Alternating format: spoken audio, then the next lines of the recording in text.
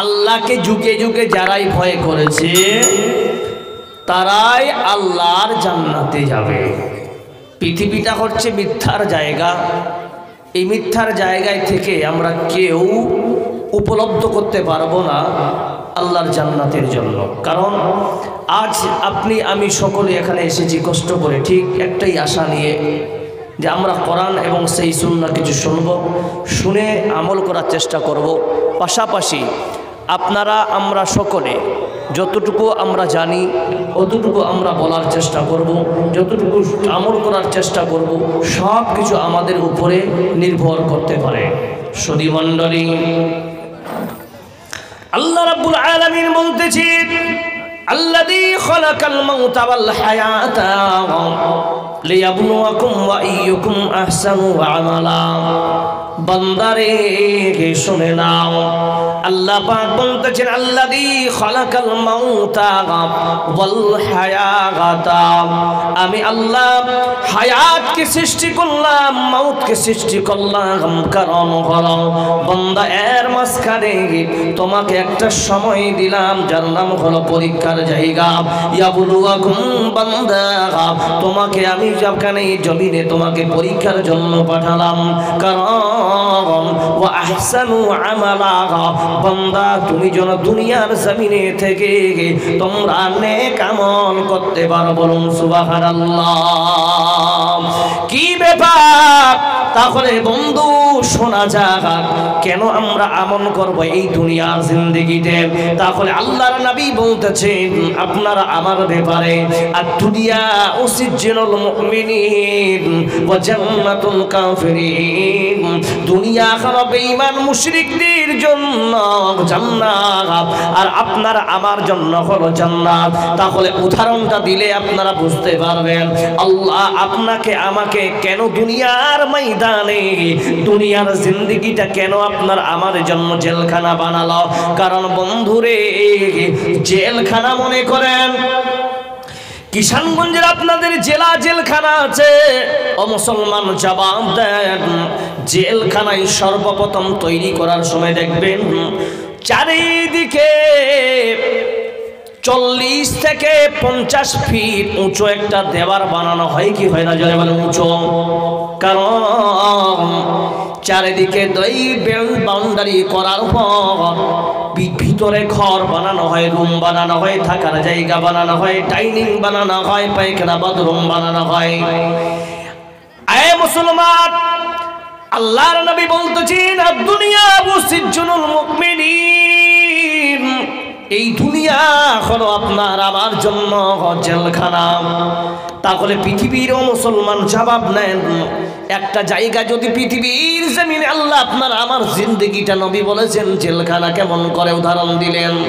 আল্লাহর নবী তো স্কুলও বলতে পারতেন, ইউনিভার্সিটি ভার্সিটিজ বলতে পারতেন, কিন্তু না না, আল্লাহর নবীর পবিত্র জবান থেকে বেরিয়েছে বান্দা হে উম্মত তোমাদের জিন্দেগি হলো জেলখানার মতো।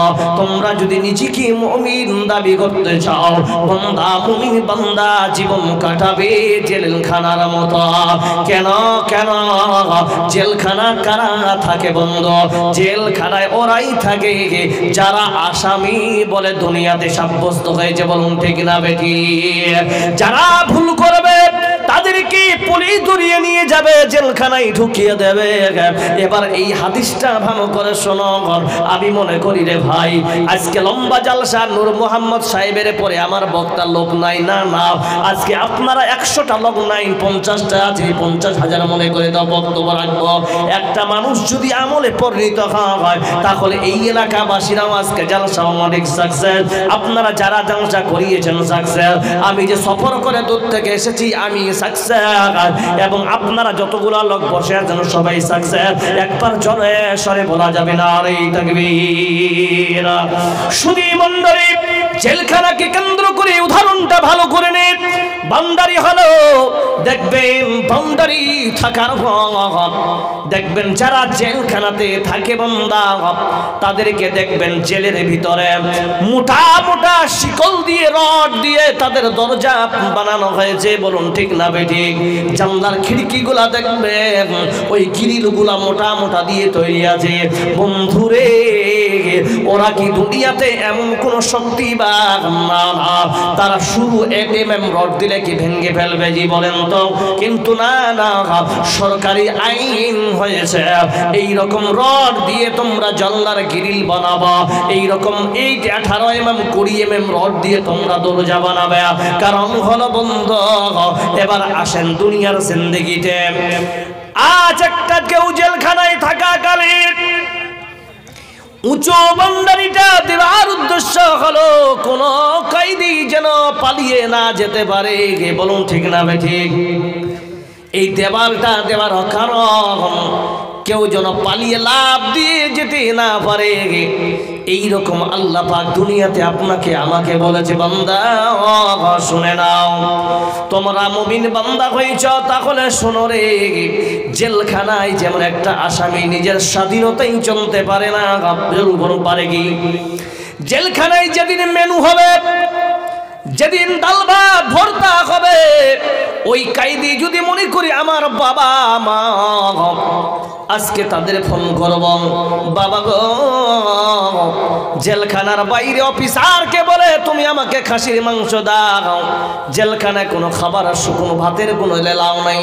আল্লাহ রাব্বুল আলামিন বলতেছেন, গোলাম শুনে নাও, তোমাকে যদি আসামি মনে করো তাহলে আসামি যেমন কেউ যদি পালিয়ে যেতে চায় তাকে ধরে আল্লাহ বলতেছেন, কেউ যদি পৃথিবীর মানুষ ওই জেলখানায় লাভ দিয়ে পেরা হতে চায় তাহলে মনে করবেন বন্ধু ওকে ধরে নিয়ে এসে বাম্বু দিয়ে তাকে মারে কি মারবে না?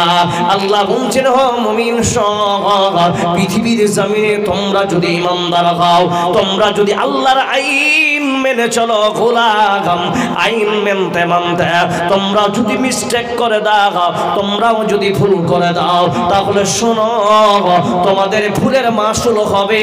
আল্লাহ বলছে তোমাকে মরার পর তোমার পাছায় বাড়ি পড়বে, জাহান্নামের মতো খারাপ জায়গায় যেতে হবে। আল্লাহ পাক বলতেছেন, বান্দারে তাহলে তুমি আসো দুনিয়ার জেলখানার তুমি ঘটনা শুনে নিজের জিন্দেগিতে বাস্তবায়ন করো। কি বাস্তবায়ন করব? বলছেন তাহলে শুনে নাও, মারে জেলখানায় কোনো মানুষকে নিজের মন মানে খাবার দেওয়া হয় না।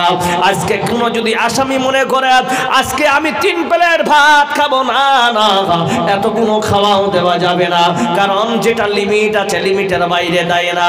আল্লাহর নবী বলতেছেন, উম্মতের দল শুনে নাও, তোমরা জিন্দেগিতে অসুস্থ থেকে সুস্থ থাকতে চাও তাহলে শোনো, তোমরা আমাকে ফলো করো, আল্লাহ তোমাদের অসুস্থ থেকে মুক্ত করবে। বলুন সুবহানাল্লাহ।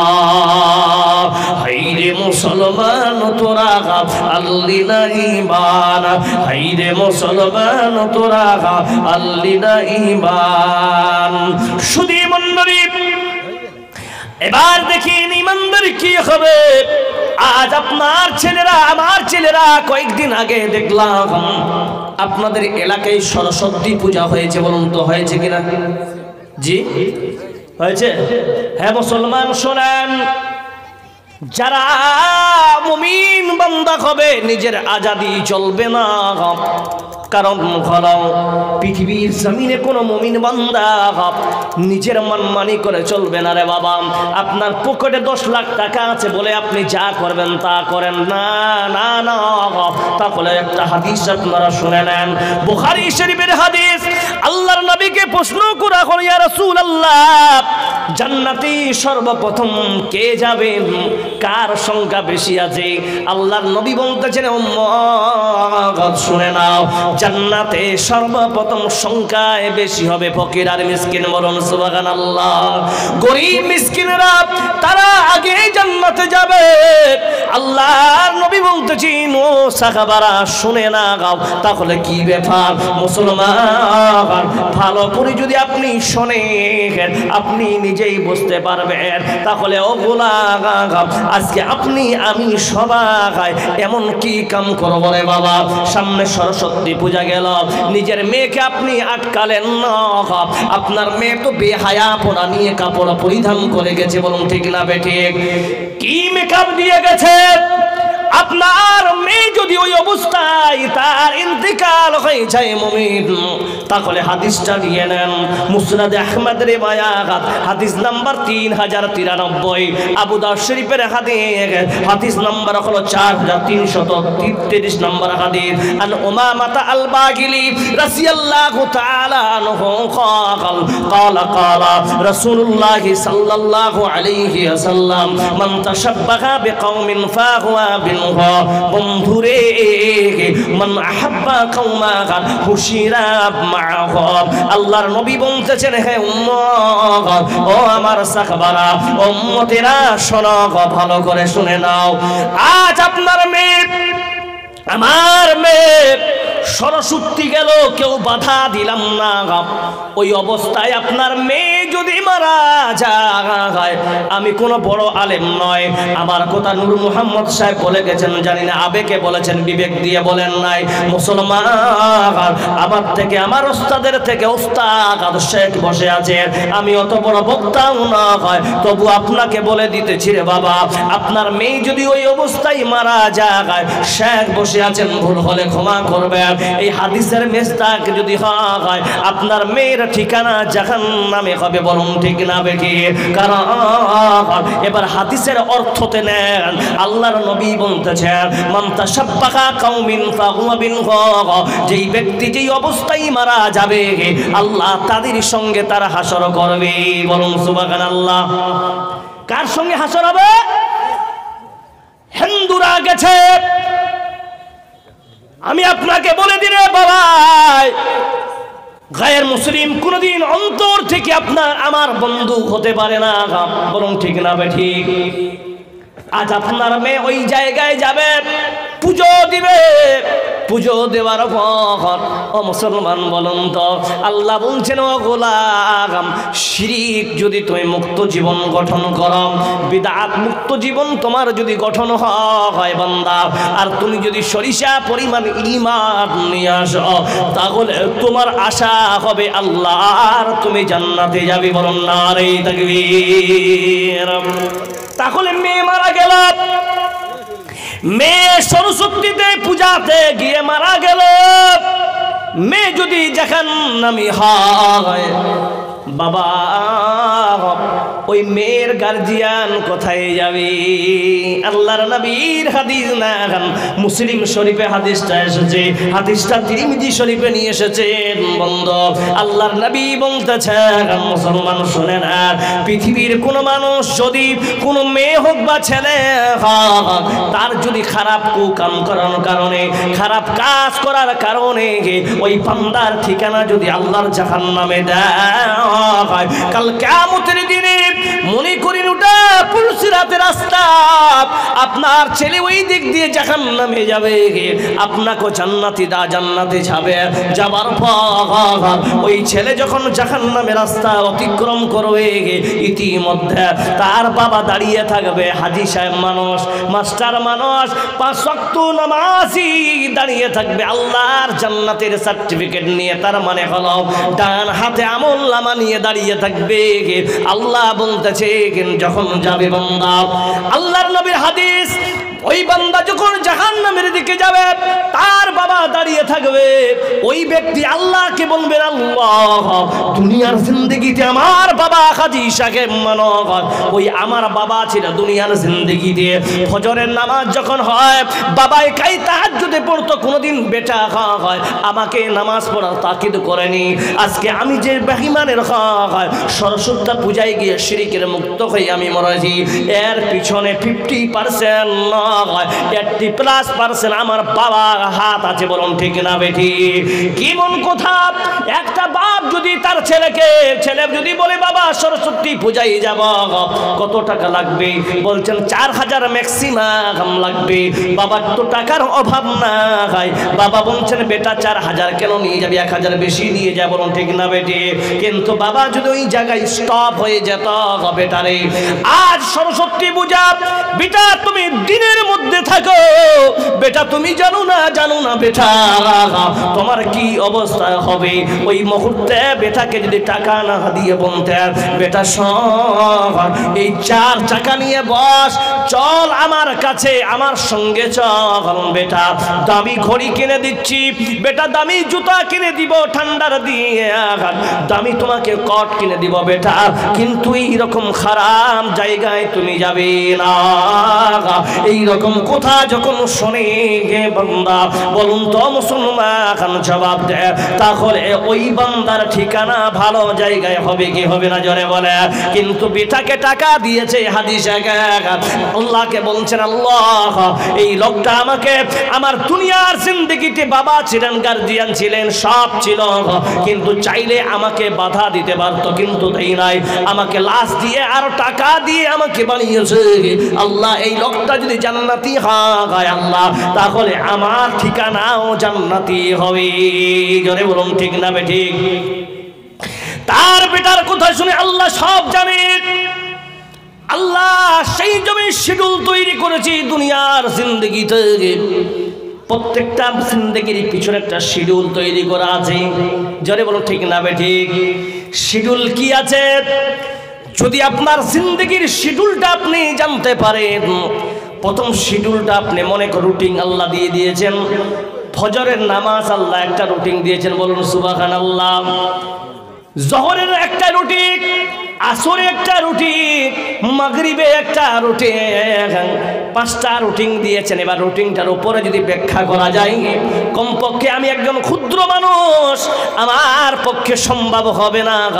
আল্লাহ রাব্বুল আলামিন বলছেন, গোলাম এই 5টা সালাতের টাইম আপনাদেরকে দিয়ে দিলাম, তোমাদের দিয়ে দিয়েছি, কারণ এই 5টা সালাতের মাঝখানে বান্দা তুমি ভুল করেছ, তুমি ভুল করবে, ভালো করে ভাষা দেখেন, তুমি ভুল করেছ, ভুল বান্দা করবে কি, বলুন সুবহানাল্লাহ। ভাই আমাদের ভুল হয় কি হয় না? হয় কি হয় না জোরে বলেন? জোহর পড়লাম, মাঝখানে ফাঁকা আসর, দুটার মধ্যে আমরা ভুল করি কি করি না জোরে বলেন? আল্লাহ কি বলছেন? অফার নেন, এই মাঝখানে রুটিন বান্দা তোমার যদি পূর্ণ হয়, শিডিউল মোতাবেক বান্দা তুমি জিন্দেগি চলো, জিন্দেগির কামনা নিয়ে চলো, বান্দা তুমি কতটা লাভবান হবে দেখে নাও। তাহলে একের পরে এক হাদিস আসতেছে, দেখেন বন্ধু, মুসলিম শরীফ কিতাবুত তাহারাতের মধ্যে 1 থেকে নিয়ে 9 নম্বর হাদিস পর্যন্ত আপনারা ব্যাখ্যা দেখে নেবেন। আল্লাহর নবী বলতেছেন, কোন মানুষ, মায়েরা বসে আছে তো, মায়েরা বসে আছেন তো না পালিয়ে গেছে? চলে গেছে, চলে গেছে। এবার আপনারা শুনেন, খুব ফায়দার জিনিস কথা বলছি, অত ওয়াকিয়াটাকে আজকে বলবো না, তাহলে একটা মজার গল্প শুনে নেন। ভালো ভালো জিনিস, নামাজ পড়ছেন, ভালো ভালো জিনিস, শিডিউল যে আপনারা আছেন শিডিউলটা জেনে নিন। বুখারী শরীফের হাদিস, আল্লাহ নবী সাল্লাল্লাহু আলাইহি সাল্লাম বলছেন, আপনি এই ঠান্ডার দিন উজু করছেন, এদিকে তাকান প্লিজ, আমার দিকে একটু আন্ডারস্ট্যান্ড করেন, একটু হলে দাঁড়ান, অল্প হলে বাস। আচ্ছা আপনারা বিরক্ত হচ্ছেন না? ছেড়ে দিই তাহলে, এই চলে আসেন সামনে, চেয়ারগুলো নিয়ে চলে আসেন, চলে আসেন বা চলে আসেন। এমন এমন লাগছে যে মানুষ, আপনারা লাগছে আমাকে মারবেন নাকি? জি ভাই, হাই রে মুসলমান, জি ভাই কয়টা আছে?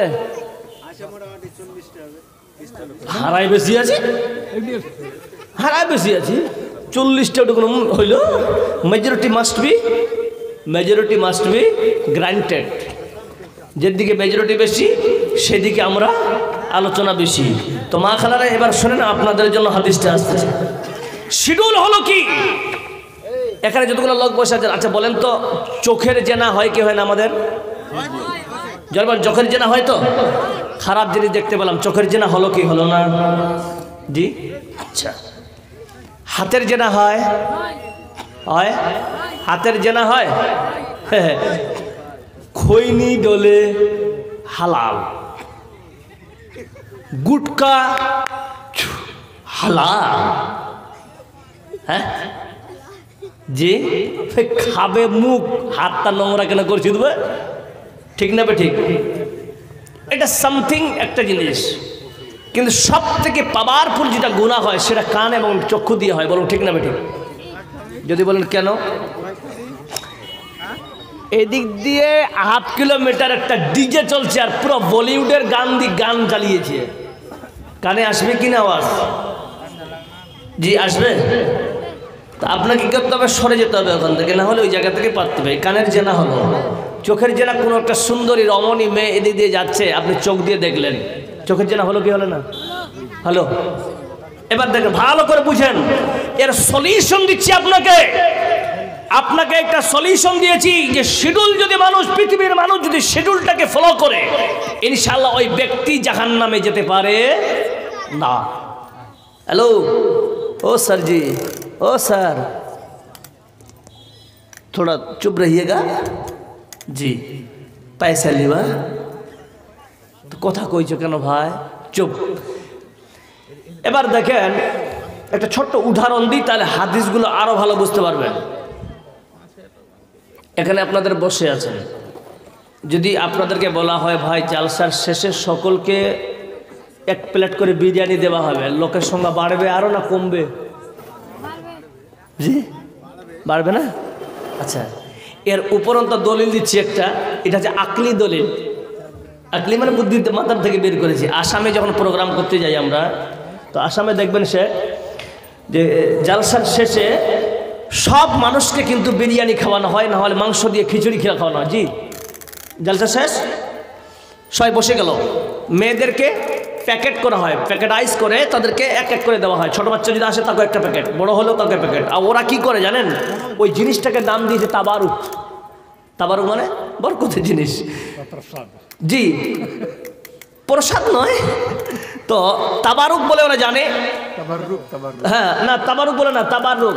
আর আমরা বলি খিচুড়ি নাকি, যাই হোক ওরা রান্না করে ওটা খুব, কিন্তু একটা লোক পালাবে না। হ্যাঁ, জালসা শুনে শেষে সুবহানাকা আল্লাহুম্মা বিহামদিকা দোয়া পড়ে সব বসে গেল। শর্ত কি জানেন? হুজুর আপনারও খাওয়া নাকবো। ওদের ভাষা বলছে হুজুর আপনাকেও খাওয়া নাকবো। তাহলে আপনাদেরকে বলি, যদি এখন মুখী আব্দুর রহমান সাহেব যদি আপনাদেরকে বলে ভাই যতটুকু লোক বসে আছে সবাইকে 100 টাকা করে দিব কালকে, আমি কালকে সবাই বিরিয়ানি খেলিবে, এই এলানটা শোনার পর লোক গেটটা যদি বন্ধ করে লোক লুকিয়ে ঢুকবে কি ঢুকবে না? লুকিয়ে ঢুকবে কি ঢুকবে না? আচ্ছা মাশাআল্লাহ, এটা বোঝা গেল যে ফ্রি যদি আমরা পাই তাহলে কাপড় ছিঁড়ে ফিরে যদি হয়, ওই কাঁটা লাগা আছে দেখেন, কাপড় চিড়ে যাক কিন্তু 100 টাকা নিতেই হবে। এবার গেল, বুঝে গেল, সব বুঝা গেল। এবার দেখেন আল্লাহ নবী জনাবে মুহাম্মদ রাসূলুল্লাহ সাল্লাল্লাহু আলাইহি ওয়াসাল্লাম তিনি বলছেন, কোন মানুষ যখন ওযু করবে, কোন মানুষ যখন ওযু করবে বন্ধু, যখন বিসমিল্লাহ বলে দুটো হাতকে ধৌত করবে, আল্লাহ তাআলা বলতেছেন ইয়া আইয়ুহাল্লাযীনা আমানু ইযা কুমতুম ইলাস সালাহ ফাগসিলু উজুহাকুম ওয়া আইদিয়াকুম ইলাল মারাফিক ওয়া আমসাহু বিরুসিকুম ওয়া আরজুলাকুম ইলাল কা'বাইন। মানুষ যখন দুটো হাত ধোবে, হে মুসলমান হাতের চেনা করলেন, আল্লাহর নবী বলতেছেন বান্দা তুমি যখন নিয়ত করবা হাতে ধোয়া, তুমি যে ধুতবে ধৌত যখন করবে, তোমার পানির যে কাতরা কাতরা পড়বে, ফোঁটা পড়বে জমিনে, মনে করবা তোমার হাতির গুনাহ একটা একটা করে ঝরে পড়তেছে। বলুন সুবহানাল্লাহ। বান্দা তুমি যখন হাতে পুরা ধুবে তোমার হাতের গুনাহ শেষ। বন্ধু তুমি যখন মুখের গুনাহ করবে, চোখের গুনাহ থেকে কানের সব আল্লাহ ঝরিয়ে দিবে। জোরে বলুন সুবহানাল্লাহ। সব আপনাকে দিয়ে মাসা করবে। আমরা সাধারণত মাসা করি বান্দা এইভাবে করে, মাসা করার পর বান্দা শুনে নেন, মাথায় যে খারাপ খারাপ ধারণা রয়েছে, গোলাম মাথায় খারাপ ধারণা থাকে কি থাকে না? ওই মেয়েটাকে যদি পেতাম, ওকে সঙ্গে বিয়ে যদি করতাম তাহলে খুব ভালো হতো। খারাপ ধারণা আসে কিনা আসে না মাথায়? যারা বলেন বাংলা সমাজতে হ্যাঁ না জি। তো বন্ধু, এবার মাথা যখন মাসা করে মানুষের খারাপ ধারণা মাথায় যে ক্যাচ করেছে, আল্লাহ নবী বলতেছে ওর খারাপ ধারণাগুলো আল্লাহ গুনাহ থেকে সব নেকিতে পূরণ করে দে। বলুন সুবহানাল্লাহ। ওই আমার মরণ আসিবে কখন কেউ তো জানে না, আমি মরে গেলে আমায় তোমরা ভুইলা যাইও না। আমার মরণ আসিবে কখন কেউ তো জানে না, এই দুনিয়ায় চিরজীবন থাকার জায়গা না, অন্ধকার কবর যে আমার আসল ঠিকানা। ওবারে কে আমায় চলে যাবে, সঙ্গী হবে না। আমার মরণ আসিবে কখন কেউ তো জানে না। সুধী মণ্ডলী, মানুষ আল্লাহ নাই বলতেছেন পূর্ণাঙ্গ কেউ যদি ওযু করার পর বান্দা যখন বের হবে, এক পা ফেলবে, এক পা আল্লাহ তার সম্মান বাড়িয়ে দেবে। বলুন সুবহানাল্লাহ। দ্বিতীয় পা বাড়াবে, আল্লাহ নেকির দরজা একটা খুলে দিবে। বলুন সুবহানাল্লাহ। জোরে বলেন নারায়ে তাকবীর। আচ্ছা বলুন তো মুসলমান, এবার আপনারাই বুঝুন তো, ফজরের নামাজ, জোহরের নামাজ, আসরের নামাজ, মাগরিবের নামাজ, ইশারের নামাজ, এর মাঝখানে বান্দা ফজর থেকে ইশা পর্যন্ত যে মাঝখানের সময়টা, হে মুসলমান, এটা হলো আপনার ঘুমের সময়। বলুন ঠিক না বেঠিক? মানুষ যখন ঘুমিয়ে যায় আল্লাহ তার সব গুনাহ মাফ করে দেয় ওই সময়টা। বলুন সুবহানাল্লাহ। কোনো গুনাহ করে? ঘুমানোর সময় কোনো গুনাহ হয় মানুষের? মানুষের গুনাহ হয়? কোনো গুনাহ হয় না। তাহলে বন্ধুরে, জোহর থেকে নিয়ে আসে, ফজর থেকে নিয়ে জোহর, জোহর থেকে নিয়ে আসর, আসর থেকে নিয়ে মাগরিব, মাগরিব থেকে নিয়ে ঈশা, এই যে একটা শিডিউল আল্লাহ তৈরি করে দিয়েছে, এই শিডিউলটাতে আপনারা কেমন চলবেন মুসলমান শুনে নেন। আল্লাহ নাই বলতেছি এক কদম বাড়াবে আল্লাহ তার মর্যাদা বাড়িয়ে দেবে, নেকি একটা সঙ্গে আল্লাহ একটা দরজা তার নেকিতে পূরণ করে দিবে। বন্ধু, এবার বড় যে অফারটা আপনি নিয়ে নেন। আপনি যদি গুড অফ লাইফ যদি আপনি তৈরি করতে চান, গুড অফ লাইফ যদি তৈরি করতে চান, সুন্দর জিন্দেগি যদি আপনি বানাতে চান, তাহলে মুসলমান শুনে নেন, সুন্দর করে উজু করলেন। কেমন উজু করবেন? আলেম যেমন শিখিয়ে দিয়েছে ওইভাবে উজু করলেন। উজু করার পর আল্লাহ নবী বলতেছে, যেই বান্দা ভালো উজু করবে, যেই বান্দা ভালো উজু করবে, উজু করার পর ওই বান্দা যতক্ষণ ভালো উজু করলো, মসজিদ থাকলো, ঢুকলো, মসজিদ ঢুকার আগে ওই বান্দার যদি ইন্তেকাল হয়ে যায়, আল্লাহ তাআলার নবী বলতেছে আল্লাহ ওই বান্দার জন্য 8টা দরজা খুলে রাখবে জান্নাতে। ওই বান্দাকে ইখতিয়ার দেওয়া হবে, বান্দা ভালো করে আমার নবীর সুন্নতকে তুমি আদায় করতে গিয়েছিলে, বান্দা শুনে না, তোমার ঠিকানা হলো জান্নাতি। কিন্তু শুনে নাও, জান্নাতের 8টা দরজা আছে, যেখানে দরজা জান্নাতুল ফিরদাউস, বাবুর রাইহান, বড় বড় জান্নাতগুলো আছে। এই জান্নাতের যেটা তোমার যাওয়ার ইচ্ছা বান্দা, তুমি ওইটা দরজা দিয়ে প্রবেশ করো। জোরে সরে বলুন নারে তাকবীর। हकीकत से ये दुनिया बेखबर है, दुनिया की नुमाइश पर नजर है।